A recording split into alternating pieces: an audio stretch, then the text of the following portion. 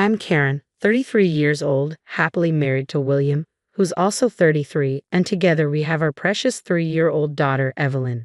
William's family is deeply rooted in education. They run a successful tutoring center, with both his parents being former teachers and William holding a teaching license himself. Academia runs in their blood. It's surreal sometimes to think I'm part of such a distinguished family. Initially, my own parents and friends were apprehensive, but their worries were unfounded. The truth is, William's family is wonderful. Despite my more sporty inclinations, they embrace me wholeheartedly. My mother-in-law was especially delighted to gain a daughter. Though I felt a bit nervous initially, my buoyant and outgoing nature helped bridge any gaps. I chose to be authentically myself, and through that, we cultivated a strong and loving relationship. I'm a certified arborist, specializing in the health assessments, pruning, planting, and relocation of trees, along with offering consulting services. Achieving my certification required rigorous study, and even now, in the field, it remains physically demanding. This job demands both brains and brawn, and I take pride in excelling at both. Currently, my husband works as a tutor at his family's tutoring center, though he previously taught elementary school. Our paths first crossed when I visited his school for a consultation on tree care. After the birth of our daughter, I took some time for parental leave, only returning to work last year. With our little one still in her tender years, family takes precedence, a balance thankfully supported by my understanding workplace. Nonetheless, there are occasions when I struggle to make it home in time for pickup. In such moments, I'm grateful for the assistance of my mother-in-law and the flexibility of my husband, who steps in whenever possible. It's a life filled with fulfillment, supported by a network of understanding and assistance. In my married life, there was one individual who brought some challenges. My sister-in-law, married to my husband's brother. My husband has 2 siblings and he falls in the middle. The youngest brother remains unattached, while the eldest, Richard, is married to Sarah, the source of my concerns. Sarah is primarily a homemaker but also lends a hand with the financial and administrative tasks at the tutoring center. She and Richard have a 5-year-old son, and it appears they're gearing up to enroll him in a private elementary school. The first encounter with Sarah, during a visit to my in-laws, revealed her distinct demeanor. She was petite, impeccably dressed, with neatly styled hair, and her smile was captivating. Yet beneath that exterior, there lay another side to her. It was in the midst of assisting my mother-in-law in the kitchen when Sarah momentarily stepped away. Suddenly, her tone transformed as she confronted me. "Could you not put more effort into your appearance?" I was taken aback. The Sarah who had just been smiling seemed like an entirely different person. "You always seem to wear clothes that are worn and unkempt. Don't you realize you stand out for the wrong reasons? It's embarrassing." These clothes are just practical for me, especially since I'm constantly chasing after my little daughter," I explained. "I understand, I have a child too," Sarah responded with an exaggerated sigh, hinting at more she wanted to convey. However, her demeanor swiftly reverted to its usual state upon seeing my mother-in-law approaching. "Oh, what's the conversation about?" my mother-in-law inquired as she re-entered the room. "Just chatting about childcare," I replied, noticing Sarah's rapid shift in tone. It was almost as if she had a built-in switch that activated whenever my mother-in-law was around. My mother-in-law gave me a quizzical look, silently asking if that was the case. "Yes, just discussing our kids," Sarah chimed in, appearing content with the explanation. Skinny Sarah's snagged remarks didn't particularly intimidate me, but I couldn't easily brush off her level of sarcasm, especially without causing undue concern for my mother-in-law. It's not uncommon to hear about tensions with in-laws. It's practically a universal experience, what with the notorious mother-in-law factor. In contrast, my mother-in-law is a beacon of support, always championing my career endeavors. I initially believed I could deflect my sister-in-law's barbs effortlessly.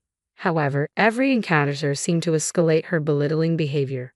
During a hurried work errand, I unexpectedly ran into Sarah, engaged in conversation with a group of her acquaintances. Offering a polite greeting, I acknowledged her presence. "Hello, Sarah." "Oh, hi there," came her response. Hastening on my way, I thought little of the brief interaction until later that evening when my home phone rang and Sarah's name flashed on the caller ID. "What do you think you're doing?" Sarah's voice sliced through the air, dripping with aggression. Right from the start. Confused, I asked, "What do you mean, earlier today?" Don't you dare come up to me in public dressed like that. Her tone was harsh, her words cutting. What's with your work attire? It's utterly inappropriate to stroll around like that. Did you see us? We're all moms, getting our kids ready for private school entrance exams. We live in a different world from you. I felt my cheeks burn with embarrassment as she continued her verbal assault without pause. I was working, so yes, I was in my work clothes, I responded, trying to maintain composure. I don't care about your excuses. Just steer clear of me next time we bump into each other outside, okay? It's embarrassing. But isn't it even more awkward? We're family, I protested. That's exactly my point, she shot back. You don't fit into this family. Just so you know, I've never considered you a sister-in-law. With that, she abruptly ended the call, leaving me reeling from an unexpected onslaught of her feelings. It was clear she had gone out of her way to unload her frustrations. Despite her consistent complaints about me during family gatherings, it's when we're alone that my sister-in-law truly unveils her true colors. She prides herself on being a fashionable, high-society woman hailing from a well-to-do family. While I respect her preferences, I can't comprehend her incessant need to belittle me simply because I don't conform to her standards. Sure, she may sport elegant attire paired with athletic accessories, but why the excessive collection? I often wonder if her reserved husband, my brother-in-law, indulges her shopping sprees. Perhaps he's oblivious to this side of her personality. It's just part of who she is. I've refrained from sharing these observations with my brother-in-law and mother-in-law, opting to confide in my husband instead, given the mounting stress. Really? She doesn't strike me as that type. He initially brushed it off. However, a few days later, my mother-in-law reached out, extending an invitation to a family dinner scheduled for the upcoming weekend. We live roughly 30 minutes apart by car. Typically, my mother-in-law doesn't meddle in our households. However, she insists on bringing the entire family together for special occasions like my father-in-law's birthday, Thanksgiving, and Christmas. This time, it was because my father-in-law's birthday was approaching. We managed to secure a private room at his favorite steakhouse this time around. It's our inaugural visit as a family, and the anticipation is palpable. I hope you're looking forward to it, my mother-in-law remarked. Oh, absolutely. Thank you, I replied, genuinely excited, albeit dreading the inevitable encounter with my sister-in-law. You don't seem too thrilled. Is work keeping you busy? She inquired. Oh, I'm fine, really, I quickly reassured her. Uh-oh. Had my tone given away my apprehension, I hurriedly attempted to dispel any concern. Karen, if there's anything troubling you at home, please don't hesitate to tell me, okay? She pressed further. Our home. Everything's under control. Even when work keeps me late, you've been a tremendous help. I truly appreciate all your support, I responded. It's not about your family, though, she clarified. Ha! I was puzzled, failing to grasp her meaning. The weekend finally arrived, ushering in the much-anticipated dinner party in honor of my father-in-law's birthday. It was an opportunity to shower him and my mother-in-law with gratitude. I made a silent vow to immerse myself in the celebration and not allow my sister-in-law's venomous demeanor to dampen my spirits. Setting out early from home, I entered the private room at the restaurant with a sense of relief. My father-in-law, mother-in-law, brother-in-law, and sister-in-law had yet to arrive. I'd arrived ahead of schedule to ensure my father-in-law wouldn't be kept waiting on his special day, and also, if I'm honest, to minimize any interaction with Sarah. However, just as I settled in, my brother-in-law and Sarah made their entrance. Hello, I greeted them, mustering a polite smile. Hi, Karen, Sarah responded coolly. Richard, good to see you, I added, attempting to maintain a cordial atmosphere. While my husband and brother-in-law engaged in conversation, Sarah wasted no time in approaching me, her gaze sweeping me from head to toe before emitting an audible sigh. What on earth are you wearing? Sarah's disdainful remark sliced through the air, delivered in a hushed tone as if attempting to avoid detection. It was the usual start to her demeaning comments. I forced a tight-lipped smile, trying to maintain composure. Is this really the appropriate time or place for this? I questioned through clenched teeth. I chose this dress with the occasion in mind. Is it not suitable? It's not like it's from some high-end brand or anything. It's rather surprising you'd show up in such a cheap ensemble, Sarah continued, her tone dripping with condescension. And those shoulders of yours for a woman, they're quite broad. The dress doesn't flatter you at all. And your accessories? Just a wedding ring? And no nail polish. Your hands look rough. I bristled at her critique. I can't wear nail polish for my job. Ever thought about how inconvenient it would be to do household chores with long nails, Sarah? I countered. My work involves handling wood and soil in addition to household tasks. My hands may not be dainty, but they're a testament to my hard work as a gardener. These hands, these shoulders, they're my pride. But she continued to belittle them, and I couldn't hold back any longer. What's that supposed to mean? Are you insinuating that I don't do housework? My retort seemed to strike a nerve as Sarah's voice suddenly rose in volume. I've had enough of you, Sarah seethed, her frustration bubbling over. I've tried to extend a helping hand out of kindness, but you never listen. And now you're resisting. It's unbearable to be associated with a rough woman like you. Feeling the weight of her words, Sarah seemed to momentarily lose her grip on reality and the context of the situation. I've made a mistake, she murmured, her anger clouding her judgment. Today is my father-in-law's celebration. Please just leave me alone. Confusion mingled with hurt as I struggled to comprehend her sudden outburst. What? You're the one causing a scene. You're the one who doesn't fit into this family, I retorted, my patience wearing thin. I've already told you I won't dine with someone as uncouth as you. Just go home. Excuse me, I have to go home. This dinner was arranged by my mother-in-law, and the one clearly disrupting it is her. We can address your grievances about me later. Trust me, I have a few things to say to you as well. But for now, I've made up my mind to stand my ground. And you? You don't get to speak to me that way. Didn't you hear me? I said go home. In fact, consider leaving this family. Just as my husband began to approach, responding to Sarah's escalating voice, the door to the private room swung open.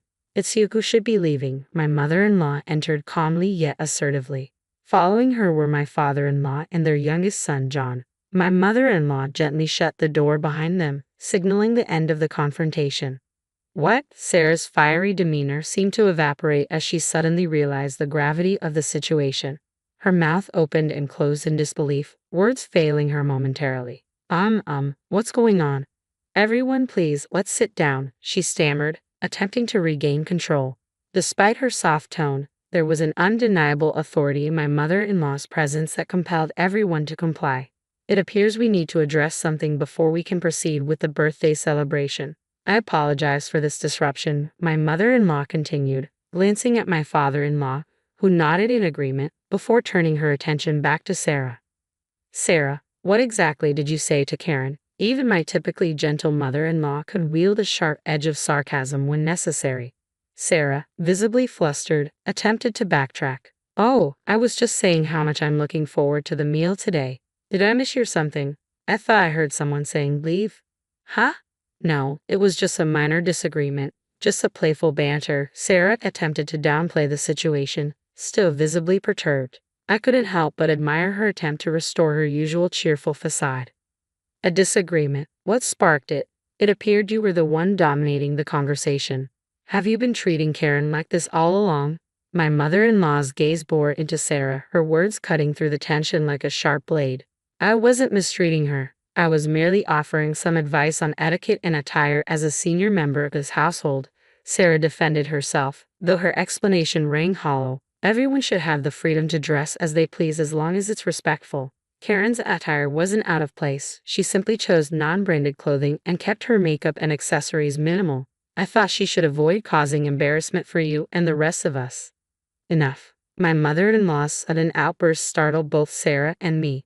The three brothers and my father-in-law were well aware of how formidable my mother-in-law could be when injured, but they remained composed, diverting their attention to the children with picture books and gentle conversation to ease the tension. No, Sarah, it's you who should be feeling embarrassed. I've sensed something amiss between you two, even during gatherings at our home. Initially, I assumed you were engaged in friendly chats, my mother-in-law continued, her tone cutting through the air with precision. Huh? Yes, friendly chats, exactly, Sarah chimed in, her desperation evident in her eyes as she cast a pleading glance my way. However, avoided meeting her gaze. For the record, Karen never once complained about you. She extended kindness, hoping you might eventually change your approach, but instead, you chose to escalate, my mother-in-law asserted, her words carrying a weight of disappointment. Stammering, Sarah attempted to formulate a response only to be met with my mother-in-law's unwavering scrutiny. and you always dress impeccably with an extensive collection of handbags. My mother-in-law continued, her tone growing sharper. But where does all that money come from? Just as Sarah thought she had regained control of the conversation, an unexpected question left her stunned. That money, it comes from we compensate you for your assistance with the tutoring center's finances, she stammered, her attempt at an explanation faltering. Even if my son has given you permission to use those funds as you see fit, it hardly seems sufficient to account for your lavish purchases of designer clothes and handbags. Well, you see, Sarah began, her voice trailing off as my mother-in-law's pointed inquiry pierced the air. Are you taking advantage of your position overseeing the household finances to fulfill your own desires? My mother-in-law pressed further. What do you mean? Sarah's confusion was palpable, her words stumbling over each other in a desperate attempt to deflect the accusation. I couldn't help but share in her confusion. I, too, had often wondered about the source of their wealth. Initially, I had assumed my brother-in-law was simply a generous provider. Perhaps he entrusted all financial matters to Sarah. It troubled me to think he might have been oblivious to their spending habits, perhaps swayed by Sarah's facade of being a dutiful wife. In that light, I almost felt sorry for him. So, you've been splurging recklessly, and now you're considering sending your child to a private school? My mother-in-law queried. Surely, you've been setting aside funds for their education, haven't you? Well, you're not suggesting we foot the bill, are you? Sarah hesitated, her response tinged with uncertainty. No, not at all, but he's your beloved grandchild after all. It became clear that Sarah had been counting on my father-in-law and mother-in-law's financial support all along. Naturally, we adore our grandchildren. We're prepared to assist them financially if necessary, my mother-in-law affirmed. Really? But only after you're no longer living under our roof? I interjected, taken aback by the implications. What? No, that's not what I meant. I apologize for telling you to leave, Karen, Sarah interjected, addressing me by name for the first time. You'll forgive me, won't you? We're practically sisters, after all.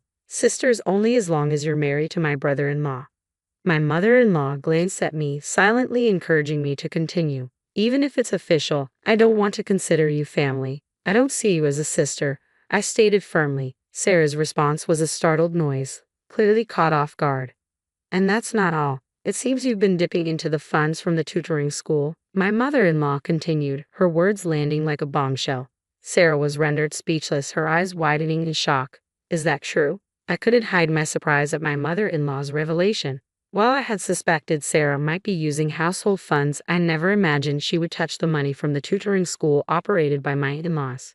You managed to evade detection for some time, so it took us a while to uncover your actions. Even Bob, who has overseen our accounts for years, fell victim to your manipulation, my mother-in-law continued, her tone stern. Sarah's complexion paled visibly. You've been making purchases like gift baskets for our suppliers, showing appreciation to teachers, and hosting seminars, all under your purview. The expenses on the receipts gradually escalated. You offered excuses, claiming you were fulfilling birthday gift requests or acting on behalf of me or my son. But that's simply not. Sarah interjected, her voice shaky, attempting to deny the accusations. You've been purchasing items under false pretenses, mislabeling them as gifts. This is unprecedented, but Bob trusted you as our son's wife. He was informed that you were treating part-time lecturers to lunch, but in reality, you were indulging in tea and dining with your circle of friends, my mother-in-law continued, her disappointment evident in her voice. The suspicious transactions on the receipts began to multiply, and Bob eventually brought his concerns to our attention. Even before that, our son had initiated an inquiry after noticing irregularities, she added, her tone growing increasingly grave. What? You've betrayed the trust of everyone who believed in you. It appears that appearances matter more to you than anything else, my mother-in-law accused. Sarah turned to my brother-in-law, as if pleading for assistance, her voice barely above a whisper. However, he met her gaze with a cold stare, remaining silent. And if all these allegations hold true, I can hardly blame him, my mother-in-law continued, her gaze shifting to me. Karen, on the other hand, is the epitome of selflessness. While she may not prioritize fashion, she consistently places the needs of her family and her profession above her own. You may not take an interest in her work, but being a certified arborist is a remarkable achievement. I have no doubt she worked diligently to attain it.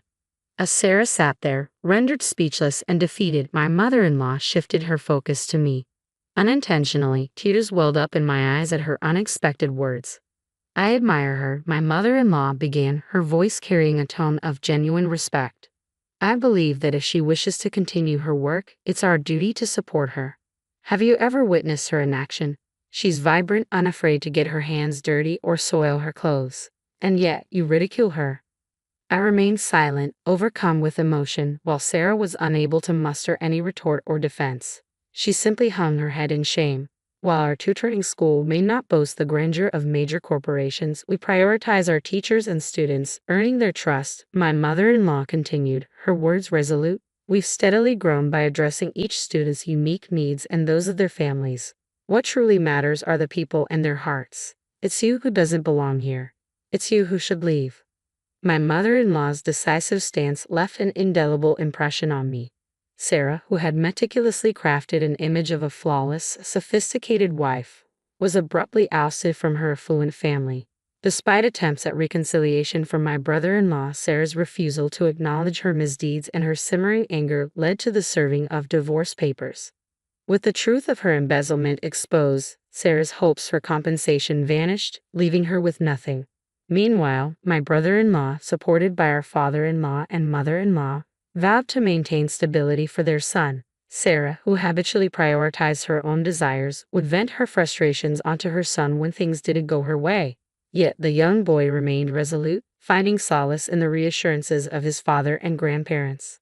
Although Sarah had insisted on sending him to a private elementary school against his wishes, he now enjoys carefree days spent playing with our daughter, free from the pressures of forced academics. Naturally, my husband and I are eager to offer our support in any way possible. During a relaxed day spent at my in-laws' home, my mother-in-law approached me with a heartfelt apology. I deeply regret any discomfort we may have caused you. We should have been more observant, she expressed sincerely. Oh, please don't worry about it. I wasn't truly bothered initially, I reassured her. If you ever find yourself in need of assistance in the future, please don't hesitate to reach out to us, she offered kindly. Yes, I replied, recalling her earlier sentiment, what's important is people and hearts. Suddenly, I noticed my mother-in-law's puzzled expression as I gazed at her intently. It's nothing. I was simply admiring your resilience, I clarified. Well, thank you, but the real admiration should be directed towards you and your talent for creating such stunning gardens, she countered graciously. Perhaps I'll enlist your help with ours next time. I've been meaning to replant the flower beds. Oh, definitely. I'd be thrilled to lend a hand, even if it's just for fun. Just give me a shout whenever you're ready, I responded eagerly. You should consider charging her, Mom. She can be quite demanding, my husband interjected with a playful tone, eliciting laughter from all of us. It was a moment of genuine warmth and camaraderie. Value people, cherish hearts. Those words echoed in my mind, leaving a lasting impression. As I looked around at my beloved family, I made a silent vow to treasure these moments and to prioritize laughter and joy in our future together.